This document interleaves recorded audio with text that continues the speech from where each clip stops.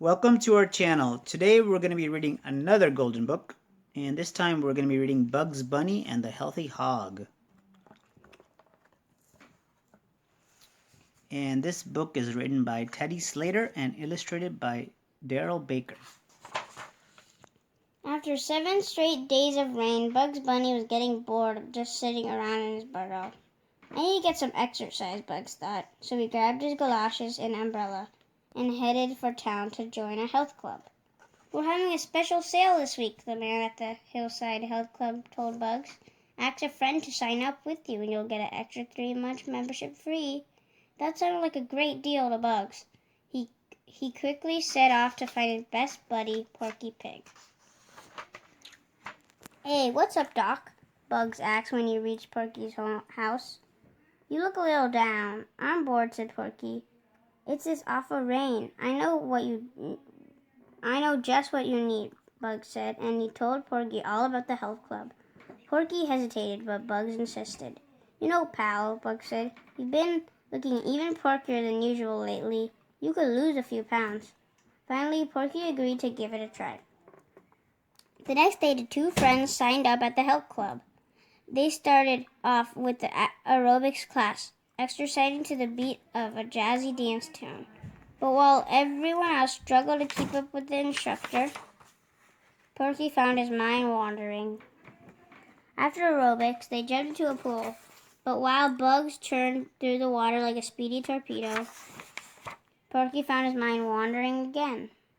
On the way home after their workout, though Porky had to admit he felt surprisingly refreshed. "This is just the beginning," Bugs said. "Believe me, the more you work out, the better you'll feel." Bugs soon began to regret those words. Day by day, Porky became more and more involved in exercising. He began arriving at the club earlier than Bugs and leaving later. He didn't even take a break for lunch. Porky was too busy exercising to think about anything else. Bugs felt sad and lonely. He missed his friend. One night, Bugs heard a knock at his door. He looked up and saw 2 little pink feet. "It's Porky," he thought, hopefully. But when he opened the door, he saw Porky's girlfriend, Petunia Pig, standing there. She looked upset. "I need to talk to you," Petunia said to Bugs. "Go ahead," Bugs urged. "I'm all ears." What have you done to Porky?" she cried. He told me you think he's too fat. Now he never wants to go out to dinner because he's on a diet. And he's usually too tired to go out at night. I hardly ever see him anymore. I miss him." "I know," Bugs said guiltily. "I do too. But don't worry, I can fix this mess." The next day, Bugs saw Porky in the locker room. "I was wrong about you," Bugs said. "You should be plump, like the old sayings go. Quick as a bunny, wise as an owl, and let's face it, fat as a pig. You haven't been yourself since you joined this club," Bugs went on. "Soon, I won't even be able to recognize you. Besides, I really miss you." Porky shook his head doubtfully. "You're right, Bugs," he said. "I haven't been much of a friend, but you were right before, too. I am too fat. I promise I'll cut down on my workouts just as soon as I lose a few more pounds. Okay?" "Oh, Porky," Bugs cried. "How can I convince you that you're fine just as you are?"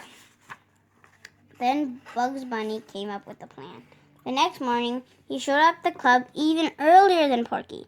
He sneaked into the gym with a can of silver paint and he changed the number on one of the weights from 10 to 20 pounds. When Porky arrived later, he began pumping iron. He could hardly believe his progress. "Look, Bugs," Porky cried. "Last week I couldn't get the 10-pound weight off the ground, and now I'm lifting twice that." "Great," Bugs said. "Now you don't need to work out so much anymore." Porky patted his tummy. "No," he said. "I may be getting stronger, but I'm still as fat as ever." Bugs was discouraged. But he wouldn't give up. He decided to swipe a pair of Porky sweatpants for his gym bag. He took them over to Petunia's and asked her to let out the waistband. "I hope this works," Bugs told Petunia. When Porky put on the sweatpants the next day, he noticed nothing wrong, till he started lifting his weights. Wow, Bugs exclaimed. You really have lost a lot of weight. Now you can stop dieting and exercising, and we can have some real fun. Oh no, Porky said. I'm still a little too fat. That week, the carnival came to town. Bugs asked Porky to leave the club early and go over to the fairground, but Pork didn't want to miss his afternoon class, the next class. So Bugs went to the carnival alone. While passing by a magic mirror in the funhouse, he had a real brainstorm. Bright and early the next morning, Bugs hung a magic mirror on Porky's locker door. Then he slipped out into the hall to see what would happen next. When Porky opened his locker and took a look in the mirror, he squealed at what he saw. Bugs strolled over to Porky. Hey, what's up, Doc? He asked casually. You were right, Porky cried. Look at what I've done to myself. With this silly dieting and exercising, why, I look 100 times worse than I ever did at my very fattest. I should have never joined this awful club. That's not true, Bugs said. There's nothing silly about exercising or dieting in moderation. But you overdid it. You turned to a healthy hog, and there's nothing healthy about that. Gee, I'd give everything to be my old self again, Porky said glumly. Porky looked so sad, and Bugs knew he'd learned his lesson. He told Porky about the tricks he played. So you see, Bugs concluded, you are still your old self. Oh boy, Porky said, let's celebrate. He called Petunia and asked her to join him at the snack bar. Bugs ordered carrot cake and carrot juice for everyone. Here's to physical fitness and moderation, Porky said, lifting his glass. And here's to friendship, Bugs added. He gave his pal a big grin, and Petunia gave him a big hug. Thank you for watching, and stay tuned for our next video. Bye. Bye.